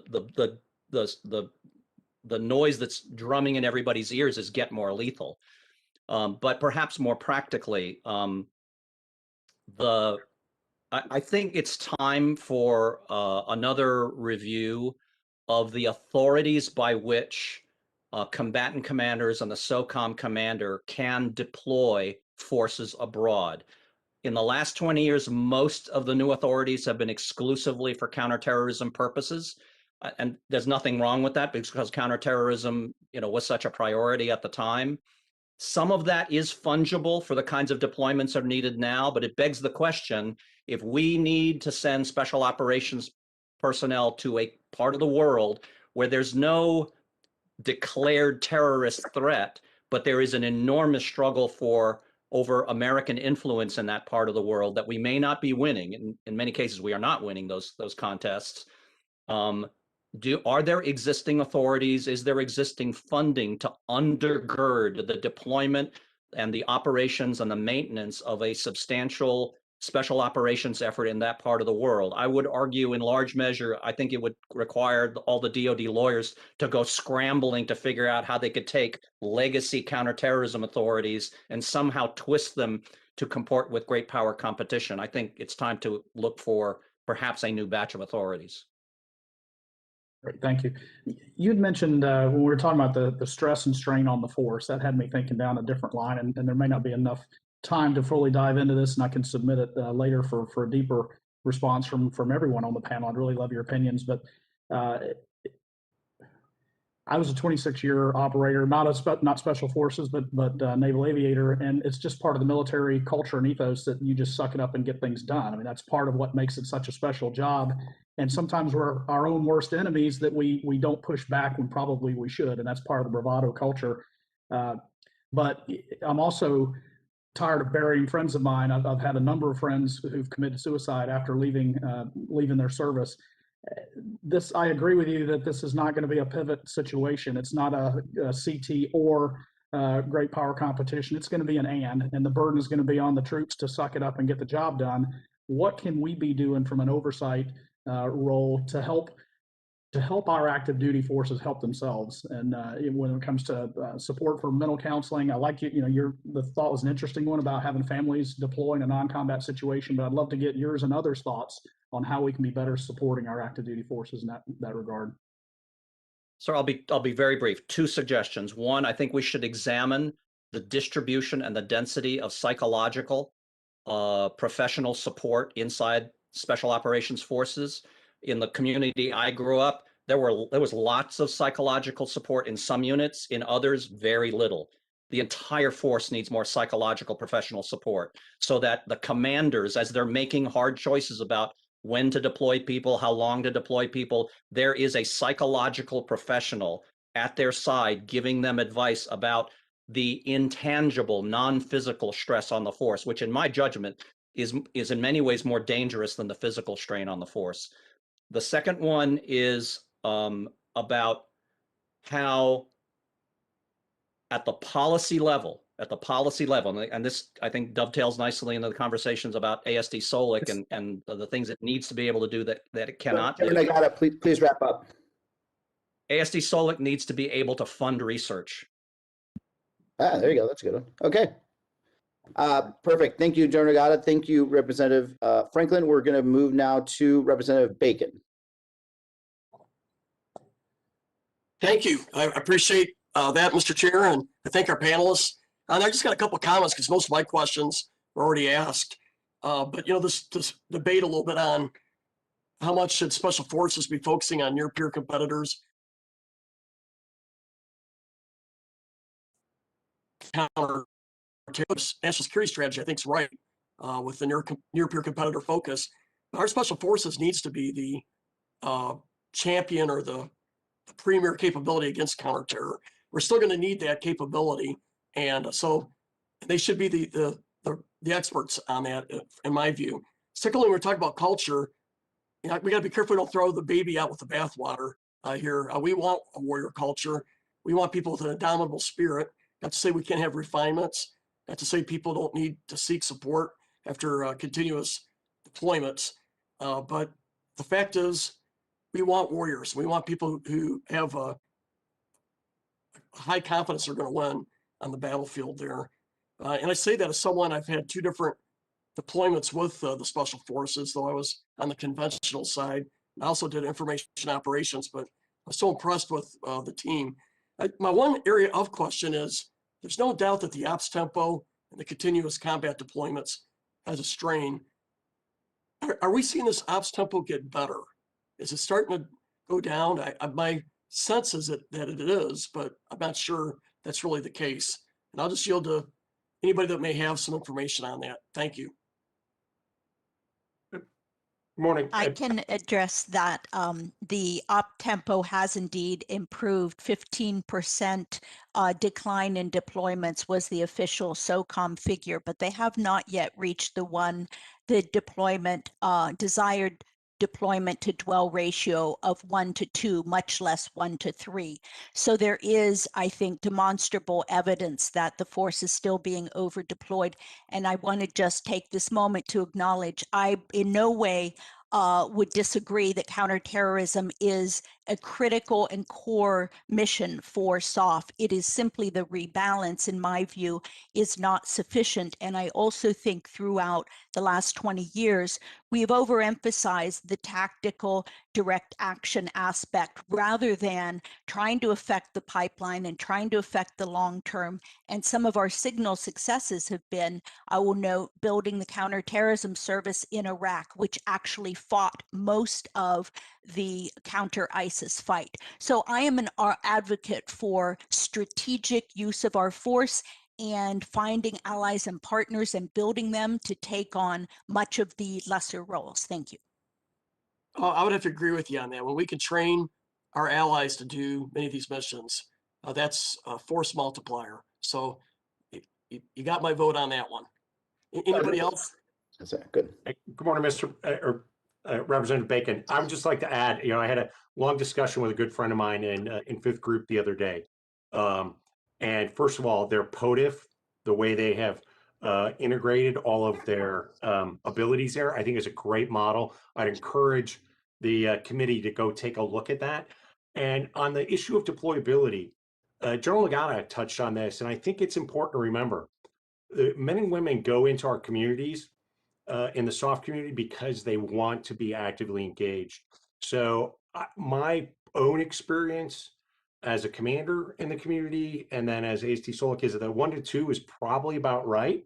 I think when we get to 1 to 3, we really start to kind of lose our edge of what we need to stay engaged downrange. So I think there's no denying it's gotten better. The people are looking for predictability and sustainability. Thank you.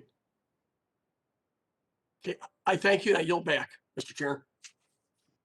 Next, we have Chairman Takano. Thank you, Chairman Gallego, for inviting me to this hearing. And as Chairman of the House Veterans Affairs Committee, I believe we really do have to work together to support all veterans who've worn the uniform of our great nation, including women, racial and ethnic minorities, Native Americans, and members of the LGBT community. Today's service members are tomorrow's veterans, and in the case of the Reserve and National Guard, some are both. Now, understanding today's challenges will help us support the veterans community in years to come. My first questions are for General Nagata. In your testimony notes that there is a shortage of longitudinal research on the specific impacts of the effects of deployments, prolonged combat exposure to blast and trauma, family separation, and so on, as related to SOF. My first question, mental health and suicide prevention are among my top priorities, and based on your observation in 30 years in the SOF community, how would you characterize the impact of high operational tempo in the mental health of SOF operators and enablers? Thank you, sir. Obviously not being an expert in this field, all I can tell you is that I am convinced that the strain and stresses of particularly of the last 2 decades have had lasting, in some cases, devastating mental health and psychological impacts on too many of my brethren over the last 20 years. I myself have some psychological issues because of some of the strains and stresses in my career. I've learned to live with them, but number one, I should have been more aggressive in seeking help. And frankly, there should have been more help available. A lot of that has gotten better over the years, but I still don't think it's where it is where it needs to be. But much more importantly, going back to your reference to my prepared remarks, there are a lot of people who believe that because there is a fair amount of research about the U.S. military broadly and the impact of war, that special operations forces are therefore covered. They are not covered. Special operations forces operate differently. We have a different culture. As a general rule, we have a higher deployment rate. We get involved in situations that nobody else in the department gets involved in. So I will just reiterate my original argument. There needs to be SOF specific research on the impact of everything from deployment tempo to the effects of blast and trauma and everything in between, if we are to be more effective in helping people like I once was. Sir, General, do you think that there are additional factors such as the threat or experience of military sexual trauma that also might be of concern for women who've served in SOF? Yes, there are, because there are females that serve in special operations commands around the world. they're just as vulnerable to the kinds of misbehavior and mistreatment that females can be vulnerable to anywhere else in the force. I'm unaware of any studies or scientific research into whether it is disproportionate in SOF, but I have personally witnessed females being mistreated in special operations forces. I have had to take Uniform Code of Military Justice action against such perpetrators. And can you tell me how you think the Department of Veterans Affairs might be leveraged to assist with the longitudinal research that you've alluded to? Two ways. One is I suspect, I'm not familiar with the data holdings of the Veterans Affairs Administration, but I would imagine they have abundant data that could contribute to such research. But secondly, frankly, sir, over the course of my career, the number of times I had reason to care about what the Veterans Administration was doing for myself and my operators was almost zero. And it shouldn't be that way. Perhaps that was partially my fault. Maybe I should have been conducting greater outreach, but I cannot actually ever remember a conversation in my career where the Veterans Administration's roles, missions, or contributions figured prominently. And it shouldn't be that way. Well, thank you for that. Lieutenant Colonel Germano, your testimony highlights the impact of emotions, not facts, on resistance to the integration of women into SOF elements. Even though women like Virginia Hall were part of SOF in its early days, when it was known as the Office of Strategic Services, the inertia remains. How can that resistance contribute to gender-based violence such as sexual harassment and assault, and how can that resistance be overcome? Thank you for the question, and I appreciate you're mentioning the historical figure there.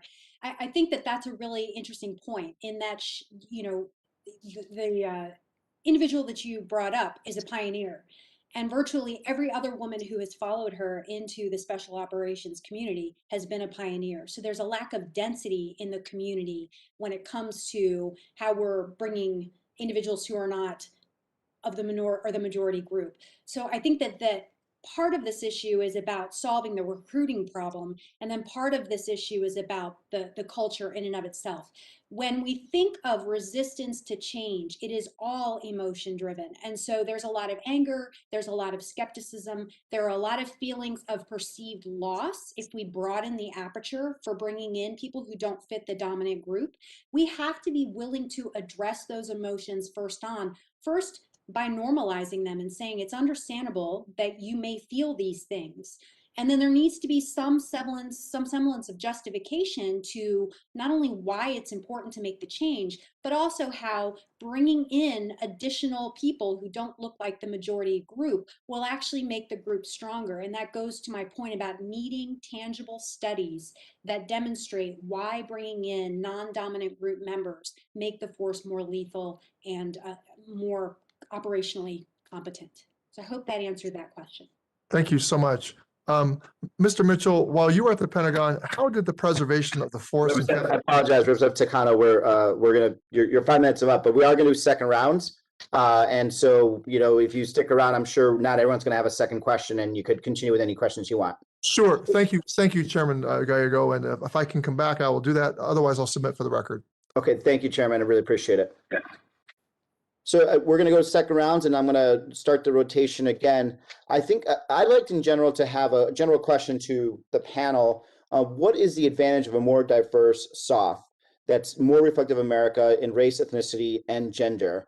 And why is this important in what we do to gain and what we gain from this in the global fight? And the reason I'm asking this because what I want to make sure people understand is we want diversity because we think that makes us more effective, not for the sake of diversity. And I think that's something that we need to communicate out there, because I think there's a lot of misinformation where somehow we're asking for diversity because we somehow want to be more progressive.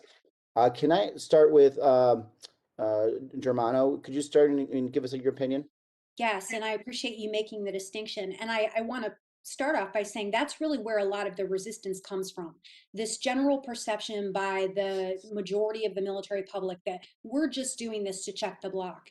And so this idea that we don't have any real studies that quantify how minorities make us a stronger force is a real linchpin to the potential success of not only the force in the future, but also diversity, equity, and inclusion efforts. The only way to reduce doubt and skepticism is by addressing the doubts and skepticism. That's the emotional aspect, but then also being able to provide facts saying, look, these are the individuals who have these skills that are then contributing to the operational mission. And right now we don't have that. We're trying to take civilian studies and case studies from the finance and tech sectors, for example, and apply what makes them successful to the military. And it's comparing apples to oranges. So I hope that helped. Thank you, Representative Mitchell. I'm sorry, Representative Mitchell. Sorry, I apologize. Yeah, thank you, Mr. Chairman. I would harken back to General Gada's comments earlier in my own remarks. This is a global competition that we are in, and populations are also mobile. In the Middle East, you find large populations from Asia, from the Philippines, from Sri Lanka, from Bangladesh, and that's all over the world. We have this great human capital here, and in the furtherance of operational effectiveness, looking at global competition and building influence, that's why we need these men and women with native cultural and language skills. Thank you. Ms. Robinson? I would just note that women make up half the population, yes, so we really need to ensure their ability to connect. And we saw with the use of the FETs, as mentioned, these cultural support teams, having women in the formation were of great value. And just simply the language and cultural understanding to operate across the world is just a direct requirement for a more diverse force. And I would like to say, I think the issue of standards can really be something of a shibboleth. We need to address the barriers that have been identified, and recruitment and retention should be part of special operations forces priorities. So once you get a more diverse force, you need to work to keep it and to promote it. Great. And General Nagata. Thank you, sir. I mentioned in my prepared remarks, I've been responsible for 2 different assessment and selection courses in SOF, and in both instances, the maxim that we held to was our job was not to produce the world's greatest door kickers, although door kicking is involved. Our highest responsibility was to develop the world's greatest problem solvers, and there is no more wicked problem today than great power competition. And a lot of it will not involve shooting anybody, but it will require outcompeting everybody. So one of the oldest truths about problem solving is the more homogeneous your team is for solving the problem, the less likely you are to find the solution. The more heterogeneous your team is, the more likely you are to solve the problem. Thank you, Mr. Nagata. And now I'll turn to Ranking Member Kelly for a second round of questions. You, Mr. Chairman, and I want to start with, and I'm going to use a new movie, The Liberator, which I watched about the Thunderbird division at Anzio and other places. But in one part at the end of the movie, Felix Sparks is talking to General Patton. And General Patton gives his 40 years of experience in all the theaters and wars that he's been involved in. And he says that my days in actual combat are less than yours. And Felix Sparks were consecutive. General Nagata, you understand what I'm talking about. Psychological teams at the point nearest to the actual action is required and necessary. I know that from personal experience, whether you want it as a combat soldier or not. And I will tell you, all combat experiences are not the same. Correct. And I will say special operators and the amount and intensity of the conflicts that they're involved is much different. So I agree that we need psychological warriors in the formation with them at all times. And I also think that we need to research them specifically. I want to go to my next point, and some of these you may have to take for the record, but we have the Tuskegee Airmen. We have the 442nd Regimental Combat Team. We have African Americans, which were segregated in World War II and World War I. which led to now the integration of the forces. But that is not the right solution. So I am not saying that. But what ideas or what ways can we do it the right way this time when we're inclusive of women or people who are different and diverse? How, as we as a DOD, how can we specially address this problem? And then the second question is what tools and metrics and gates can we use to have truly measurable results on the impacts that these things are having in changing the force? And I teach this to kids all the time, or young soldiers or young staffers, and I tell them, choose your mentors well. But I think we need to have a program where our mentors are focused and forced to choose their proteges well, and they need to be diverse to make sure that they have ownership in their successes. And if you guys can answer that, and Ruben, just cut me off when time's off. You got it. You want to start? Why don't we start with Ms. Robinson? Yes, thank you. I think this is a critically important point, and I think that while SOF recruits primarily from the services, it also has direct accession as well. And I think it's critically important that SOF do more in partnership with the services to recruit a diverse candidate pool. Retired members of the community from diverse backgrounds should be engaged to help with this recruitment. More funding for recruitment at historical Black colleges and universities can help encourage people thus recruited to branch into SOF fields. So it's a panoply of efforts across the recruitment spectrum. And then, as I mentioned, I think it's very important for senior leaders to be vocal and visible on this front and send a clear message that diversity is a priority. And similarly, responding to incidents of bias or hazing. This has to require a swift and uniform response. And I think it has been, there's still a cultural bias, as I mentioning the statistics earlier. And the leadership of the SOF community has to embrace this as the top priority. And I would note, I think that having the Chief of Staff, the Secretary of Defense, in the leadership role on this, he's been very clear, and he himself is modeling some of the needed behaviors. Thank you. Hey, Ruben, if I can reclaim, I have one more point I would like. And really, guys, I really want you to submit for the record ideas on this. But my second thing is, are we measuring the right attributes for our Special Forces warriors or our warriors in general, regardless of which service they're in? You know, the PT test or our Armed Combat Physical test. Are we measuring the things that really matter? Because let me tell you, a 110-pound person cannot drag me off the battlefield. I weigh 220 pounds.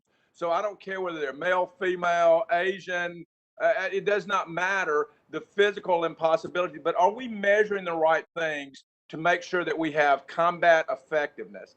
And are we using the right tools? I think we are using an antiquated system of what it means to be a warrior in order, because let me tell you what it takes. It takes physical endurance, it takes mental toughness, it takes stamina, it takes the ability not to quit.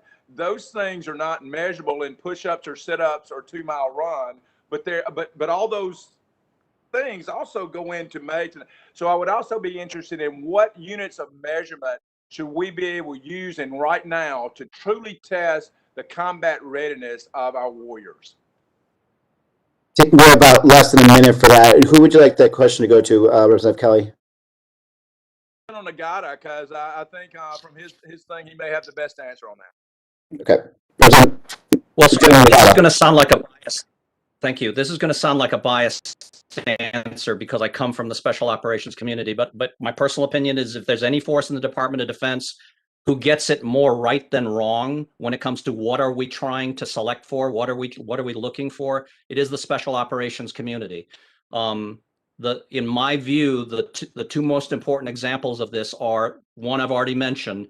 Much of our development program is based on giving people a problem that actually can't be solved. There is no right answer, but they never quit. As long as they never quit, they're the right cut of cloth for us. It's when they start quitting that we realize, you can't be a special operator.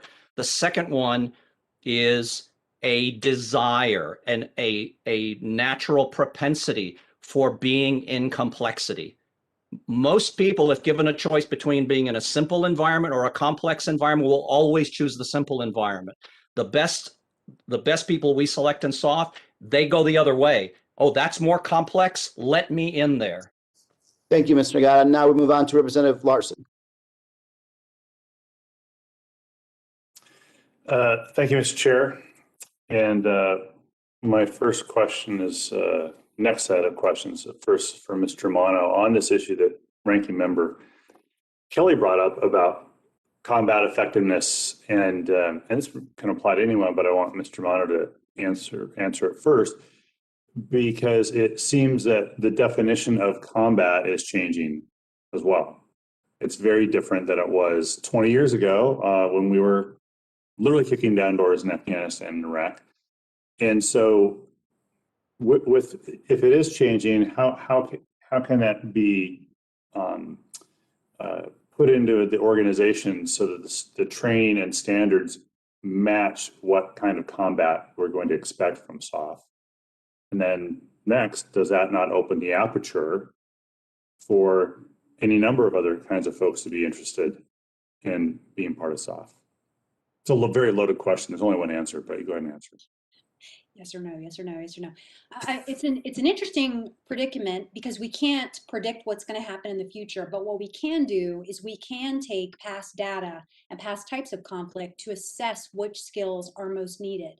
And I think that one of the areas where we have missed the boat in terms of recruiting efforts, specifically for special forces, but also largely for the military in general, is that we don't take operational plans and the risks that we're assessing as potential imminent conflicts, we don't translate those down into recruiting goals and metrics. So I think that there is a lot of work that could be done to connect the dots between the two, because as was mentioned earlier, there's a really long tooth to tail to get kids in the pipeline and actually qualified to speak a language and do all those other things. So I think really this idea about, you know, predicting which conflicts are going to happen and then what skills people will need to be successful, that has to be connected back to recruiting.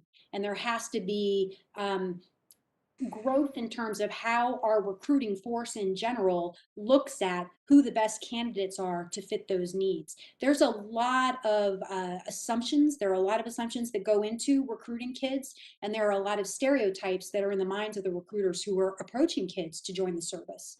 So when we think about propensity to serve, that's not really a scientific term, and it's loaded because that's all influenced by the stereotypes and biases that the recruiting force has. So we need to work on that as well.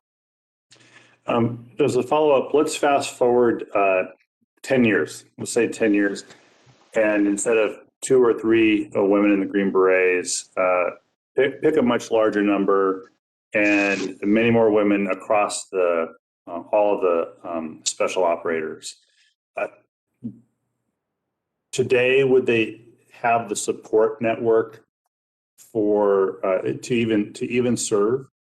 And what kind of changes do we need to make to personnel policy, to family leave, to childcare within the military to actually be supportive? Because I am sure that we have done the same thing for all the men in the Special Operations Forces over the last 40 years.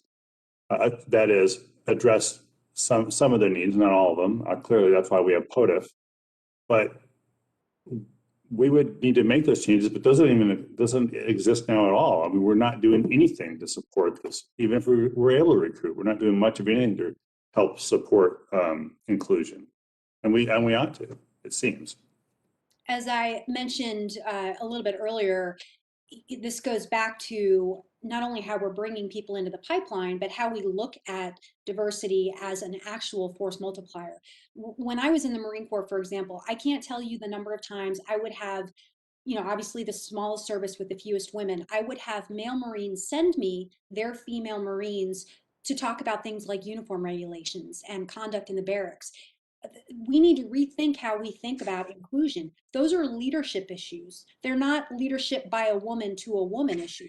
I would never have turned away a male Marine to talk about leadership or any other type of disciplinary or, you know, good of the force issue. So we really need to get past this idea of we need to have a certain number of women in a unit before we can assign more women there. We need to understand the value that diverse members bring to these organizations, and we need to embrace that. And then we need to hold people accountable for doing the leadership things rather than thinking we can ship women off to other women so that they can deal with the women's issues. I hope that touched on that question. It does, and that's fine. And I would yield back to the chairman, but he's probably taking his dog for a walk. Mr. Chairman, I yield back. Thank you. Oh, God, help me. Thank you. Now I'd like to go to Representative Austin. Representative Scott, I apologize. That's fine. I want to say one thing. Chairman Takano mentioned this on the veteran suicide, and I hope everybody on this committee will recognize how the tax code works against our people that are hurt in combat. And I did not realize this until a few years ago when I was taking a young man who had lost both of his legs to an IED hunting, and he said, "Yeah, I try to go back to work, but if I work more than X number of hours, I lose my Social Security benefits. So I actually have more money if I don't work." And our special operators, whether it's black or white operations, they're high performance individuals. And when you take somebody like that and you force them to sit at home because of the tax code not having a way to take care of their family, that's a problem. And I think that's where some of the suicides come from. And so maybe we can work together with the Ways and Means Committee to try to fix some of those problems so that our people who are combat wounded, total and permanent, can go back to work without losing money, or having less money at the end of the month. One of the things that was mentioned, and I think it was Mr. Germano that mentioned the perception of the United States military and how our favorable rating has come down over the last several years. And my question gets to what we see in the media with regard to the military. And when I say media, I don't just mean the news, I mean the entertainment industry as well. And then what we see from other countries in, the gray area of warfare, the social information that's out there on the internet. What role do you think the entertainment industry is having on the perception of the United States military? And what role do you think our foreign adversaries with social media are having? So it's a really interesting question. I will tell you, just if I were to Google the number of movies about combat women in services who are combat veterans, I could probably think of 3 and find 3. The majority of coverage related to women and women veterans has to do with sexual assault. And so I think I'm not downplaying the issue. It's a significant issue for both men and women, but I think the way women are portrayed in the media can lend itself to a viewpoint that women are not warriors, and nothing could be further from the truth. Misinformation plays a role in how our service members think about women and other minorities in the military. They're reading this stuff on Facebook. They're seeing photos and memes. So they're just as influenced and susceptible as the average American in terms of our adversaries exploiting the issues, the negative issues related to having disciplinary issues or, for example, sexual assault. Our servicemen and women are active on social media. They're seeing that stuff. They're influenced by it. It is a problem. I had a general suggest to me that I watched the documentary Social Dilemma, and it was pretty eye-opening. And I think that it's a problem, not just in our troops or younger people. I think it's a problem all over the United States with how much screen time people get. And I guess what I was getting at, ma'am, I consider Ebola one of the greatest things, the stamping out of it. That was the United States military that we sent to another country to stamp out Ebola. You don't ever see anything about that on the news. I guess it's not entertaining for the entertainment industry, but basically, if you're watching something that comes out of Hollywood, it's basically a group of special operators kicking down a door, and for the most part, and I don't know how to say this other than say it, for the most part, it's white men kicking down a door and killing people that are from the Middle East. and that's not the perception that we want of the United States military. But if that's what Hollywood puts out over and over and over again, then it becomes significantly harder for us to overcome that as the perception of the United States military. But appreciate all of you, and hope you'll pay attention to what I said on the tax code with regard to military suicide, because that's a very serious problem for our people that are combat wounded, total and permanent. Thank you. Thank you, Representative Scott. Now we have Representative Brown.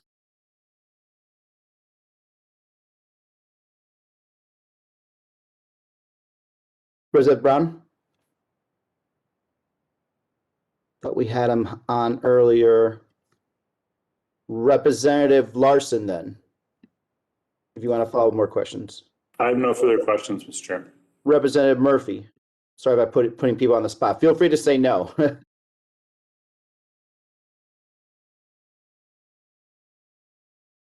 Okay, let's go to Representative Takano. I think you had a follow-up that you wanted to finish.